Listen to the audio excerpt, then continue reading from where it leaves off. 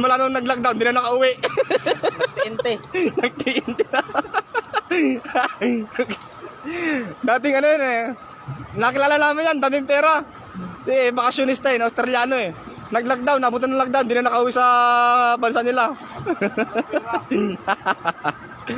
Shout out po, Lods. Ang pogi naman, Binbin, Adelan, Ladimo. Yan. Bayota, Bidanya, Bayota talagang wala ba? Tumatawag, si Mrs. Hello, mahal. Hello, mahal.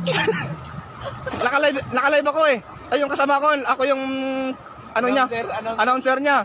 So shout out sa lahat ng 206 viewers ni Kasoy TV. Maraming salamat mga kaibigan at pa-share po ang ating live para dumami tayo at mapanood ng ating mga kasuyo. Para mapanood ang ating